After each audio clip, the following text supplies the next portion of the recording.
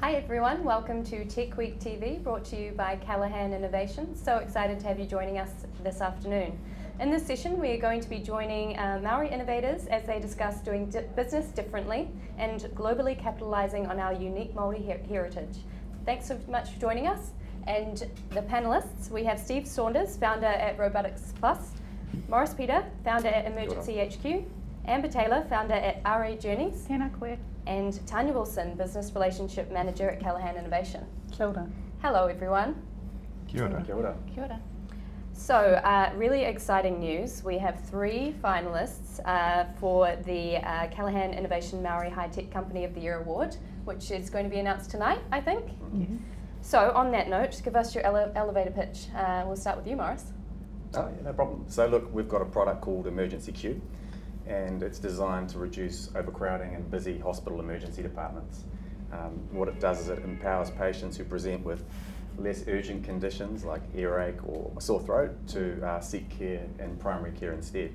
That in turn reduces massive amounts of pressure on the staff working in the ED so they can focus their time and efforts on patients with more acute conditions. That's what we do. Give me 2 of your stats, I know they're good. Okay, so we save people a lot of time.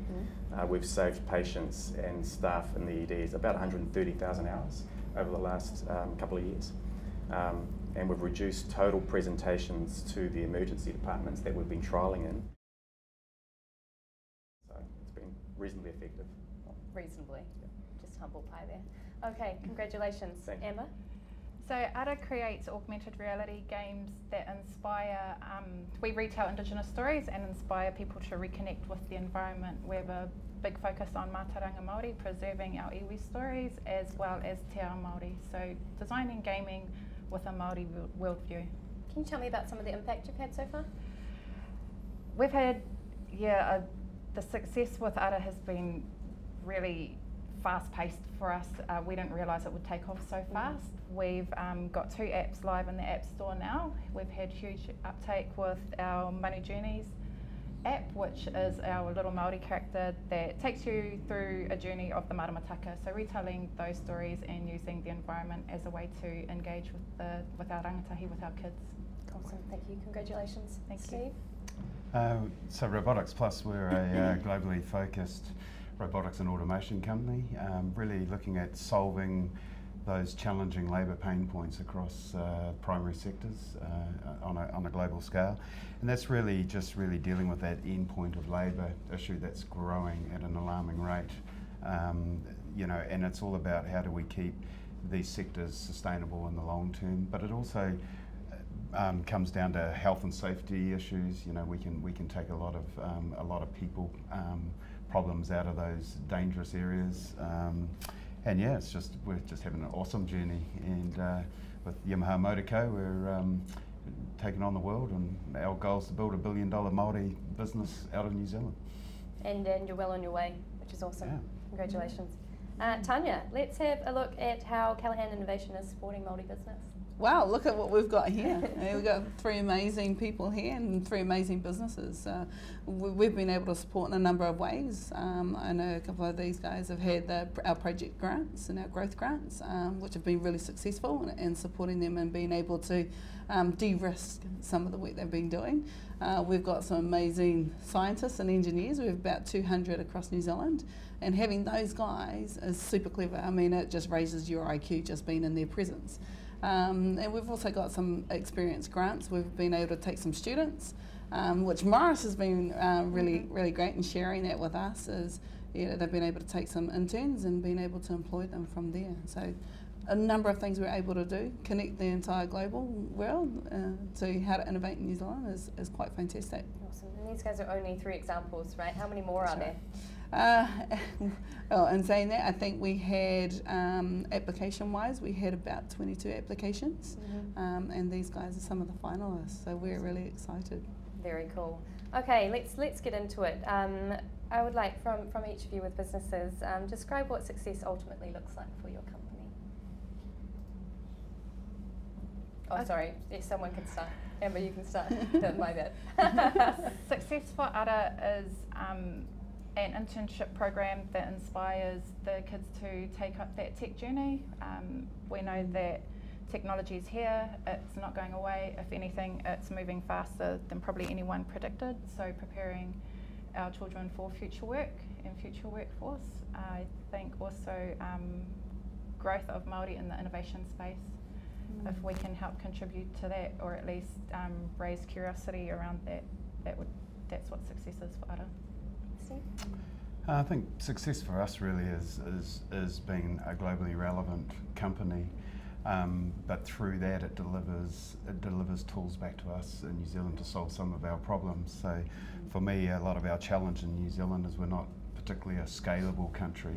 So sometimes we have to think about how do we scale on a global platform to actually come back to solve some of our own issues.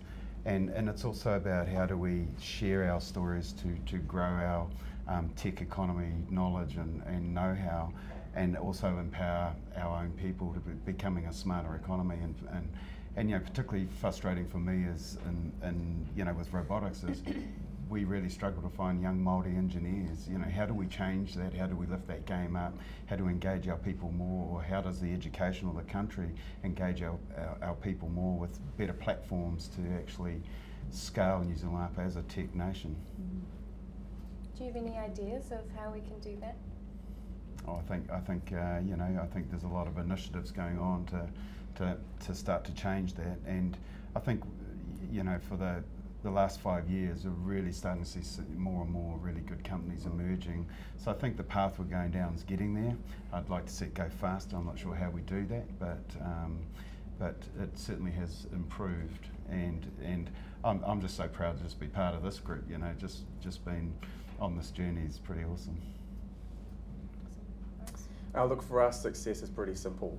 At the first level, it always comes down to the experience of the patient and the family in a time of stress.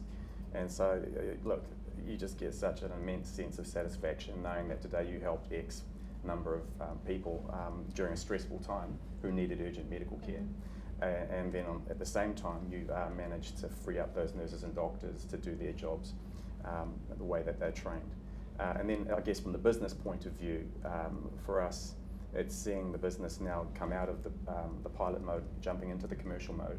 So we're starting to roll out now on a commercial basis to other hospitals and clinics around the country. We'll be available to 2 million Kiwis in the next few months. And we've got some pretty active early discussions going on in the EU, looking at Southeast Asia and other places. So it's a global problem that we're tackling.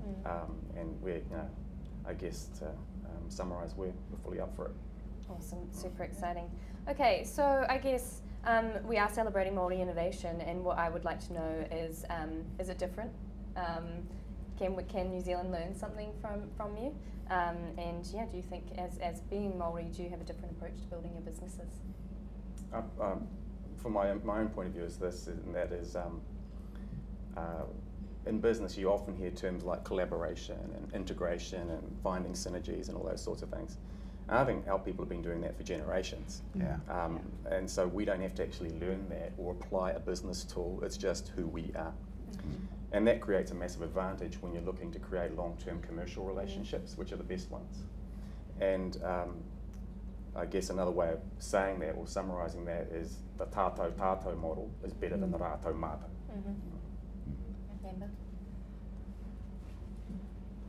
I think, just we do bring a different lens to business.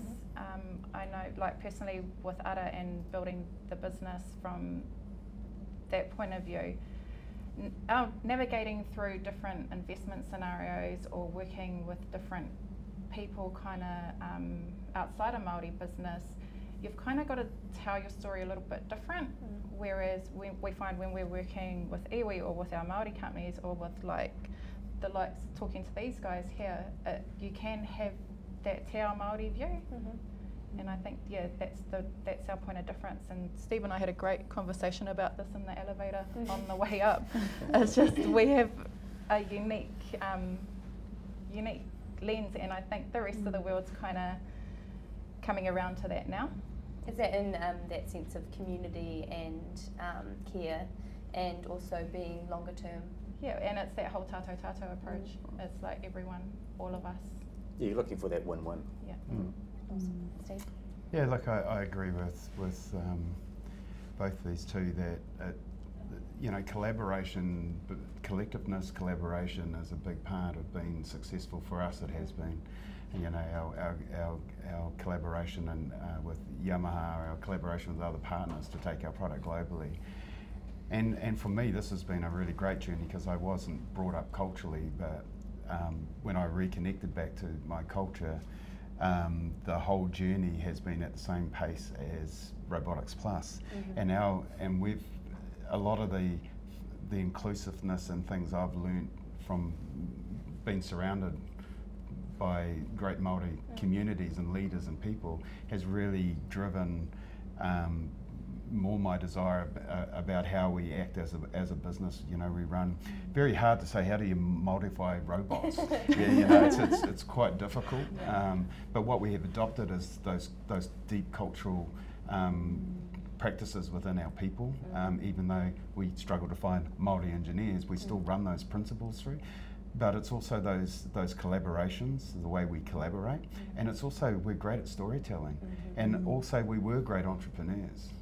You know, right back in the history of our people arriving here, we've always had a huge entrepreneurial spirit, and for some reason that got lost for some phase, but we're starting to see that re-emerge. That's really true. And I think it's just at this great time in the world where social connection and connections become so much more important in the way you do business. And we're great at that. We tell great stories. We care about our people, our communities, our whānau. We have a longer term view on our land and our land asset bases. And that is so resonates with what's happening globally. So I think it's a really great time for us to shine and blossom. Something that I see with my work at the Kiwi Landing Pad in our community, we can be a little bit short-sighted sometimes, and we just build for the year or the couple years. One thing I do like about Māori culture is it's multi-generational. There is a care there to build for future generations that you might not see. Do you have any thoughts on that maybe we can actually learn from in some of our companies and communities as well? Yeah, well, look, if you think about it from a pragmatic business standpoint, right? Transaction cost is something that you want to minimise, and so if you're having to renegotiate price every 12 months, you've got a real headache on your hands. And so at a really pragmatic level, generating deep relationships which are trust-based, where you know you can pick up the phone if something goes wrong and you're going to get somebody and someone's going to solve your problem, that sort of stuff is worth its weight in gold. Yeah, you know, for us, if we used Yamaha as an example of raising capital, we didn't necessarily need to raise capital because, you know, we were being able to be funded by ourselves. But it was strategic. It was about how do we go to the world, how do we become more global facing, and it was really important to find money that matched our values and matched our desire where we want to go. And you know, again, Yamaha was a great partnership when we thought about how do we globally manufacture and scale. If we suddenly have to build 1,000 robots, how do we do that? Creating an idea is one thing, taking it, as Morris talked about before, from an idea to actually a robust commercial product is actually quite a different leap again. So partnering with someone like Yamaha, years of experience in design for manufacturing, really solved out that next step for us to become a lot more globally facing. It's a really interesting example as well, because companies expanding into Asia and Japan, like the way you do that is you partner, and it's all about relationships, right? Yeah. It's really fundamentally simple. The way I look at it is, are you solving a global problem? Have you got the team to deliver? What's your business model, and how well you sell your story? And if you can do that, the stars align. And have fun doing it. And have fun doing it, absolutely. You've got to have fun because it's tough. It is tough. It's up and down. It really is. You'll have a great morning and the opposite in the afternoon. So you've got to be able to handle that before you get on that ride. Yeah. Amber, you have some thoughts? We're still kind of new in that space and reaching out to the global community. We know there's a need there. We've already been in touch with a few different, like with our Pacific community, as well as Hong Kong, where we're heading in July, around how we help them tell their Indigenous cultures and their Indigenous stories, but it is that whole connection.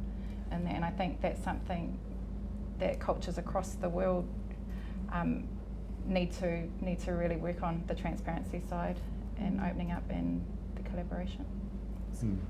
Tanya, I'm going to come back to you. So Matariki X is Callaghan Innovation's Muster 10 Māori event. Can you tell us the details? Yeah, Muster 10 event, 26th of July. It's a Friday. Pōwhiri is at 8 AM. It's at Rotorua Event Centre.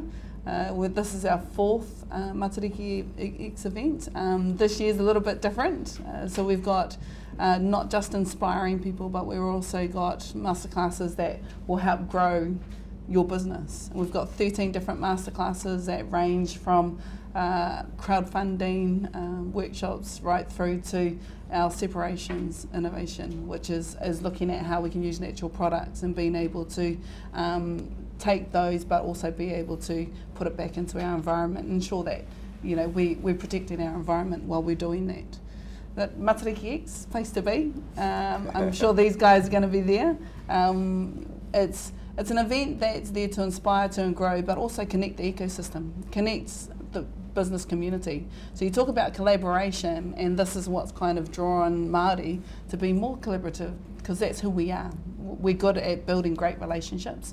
And I think culturally, internationally, that's been really successful for everybody because we have those values. So we're able to speak culture to culture, even though it's a different language. Those values that we hold and the way that we behave is in a cultural way. And I think that's the difference. That's a unique difference. So yes, Matariki X, 26th July, Rotorua Event Centre. Do you have a website? Do you want to go We do have a website. Go to Callaghan Innovation, Matariki X. You'll find registrations have now opened. We've got a great lineup of speakers, and I think they're our new generation of entrepreneurs, such as Jesse Armstrong and our Nikora Naropo. They're pretty amazing people. So when you put our champions in a room together, you can just imagine what excitement we'll create. We've got a few minutes left, and what I want to do with that time is to just get some lessons or insights that you'd like to share with your fellow Māori who might be tuning in today. That was super practical, like your example before. I'm like, yes, some of those would be great. Okay. Well, looking at me, fine. You're the closest. That's why that's there. Sorry, Mark. That's fine. Starting with you. No problem. Happy to help. So I guess the first thing is know your problem. Stephen mentioned that before. Yeah. And there's a saying in business, fail fast. I kind of don't agree with that completely. I sort of think you can fail fast a lot less if you think first. And what I mean by that is really do your homework. And so whether that's 6 days, 6 weeks or 6 months, until you know that problem backwards as well as you can, and you're confident that you've then gone and listened to people who are going to be your users or your stakeholders or your customers, and you really understand it from their point of view, you're not ready to go. Because the risk is you'll build a solution that doesn't match their real needs. So once you've done that, then that's the next bit's easy. You just take a deep breath, don't look down and jump. Yeah. Amber. I think talk about what you're doing and reach out to your networks. Find mentors that can help you, people who can connect you to the people you need to be connected with to help you grow. Don't think that you have to do everything on your own. I think find a team to wrap around you, and then wrap an advisory board around that can help move you a lot faster and bring your idea into the market. Yeah, I agree with Morris's point too. You really got to know your customer. You really got to know actually the problem you're solving is a really key piece of this equation. But it's also you've got to remain agile, because where you start will maybe not where you end. You've got to build flexibility and to understand that you're starting on this path, but you may vary around here to actually get to that end point that Morris was describing, and it's really, really important. But look, I think it just comes down as about belief, and it's about courage, you know, and it's about being bold and being out there and just giving it a go, you know. I always have this small thing that I always kept in the back of my mind. Well, what's the worst thing that happens for me is I got to go and get a job. You know, that's it. So why not get out there and give it a crack, you know? But to Amber's point, you know, it is about connections, it's about being connected, it's about building great relationships, it's finding those people that can help you on your journey and listening to them, which is always hard sometimes. But it's a combination of all that. But you know, for me personally, you know, reconnecting with my culture was what actually gave me the courage to really go that next phase that we've done. Because, you know, sometimes, as mentioned earlier, it's a lonely journey, but when you've got this bigger, wider thing wrapped around you, it takes a lot of that loneliness away, and I think that's really important to in anyone's journey. So. That's a great points there, Steve. And I think about the connections. We've launched a platform called Scallop New Zealand, and when we think about who can help us, how can we get access to them, Scallop is the platform that we've been trying to create that does that, and does that a lot more simply. And of course we've got our teams at Callaghan Innovation that are also here to be that voice, to be that person on the side to say, hey, am I going down the right path, or what do I need to do? So yeah, for you guys, still look at that as well. But I think when I think about culturally wrapping ourselves around people, I think there's a place for our iwi to do that as well. And I think we'd want to encourage our iwi to do more of that. And so having you guys as champions and saying, yeah, I whakapapa back to Ngāi Tahu or Kahungunu, we really could use their support. Okay. We've got 1 minute left. And so what I would like just in closing is what do we need to do as a community and as New Zealand to make more space for Māori to get into technology and innovation? Maris? We'll go. It doesn't answer the make more space, but I think one thing that would really help is more promotion around Māori business, Māori startups and Māori innovators. It's kind of been a little bit quiet in the past years, and now that it's really coming to the public eye, that's where we're starting to see a lot more growth in this space. The only thing I'd add to that is, look, there's an increasing amount of Māori capital out there, right? But economies grow on the basis of capital, labour and technology, total factor productivity. We need to get more Māori trained in technical skills to make the most of that capital. Yeah, I agree with those points, and I think it's about how does the government enable the government agencies to support Māori business more. I mean, these guys, take the Callaghan team here, they're a small team, but they do incredible stuff to support us on the lowest budget probably of the group and lowest amount of resources. So when are we going to actually lift that dial and actually really you know, give us some really good resources? And I think, as I mentioned earlier, is how do we lift and shift the education system, and you know, to more understand how we work as a people as opposed to how the nation thinks we should work as a people. And I think that's a very different conversation. Totally. Yes. Awesome. Thanks so much. That's all we have time for. Congratulations again. Good luck for this evening. Thanks for tuning in to Techweek TV. Have an amazing day. See you later. Kia ora. If I had a mission statement for New Zealand, it would be a place where talent can thrive.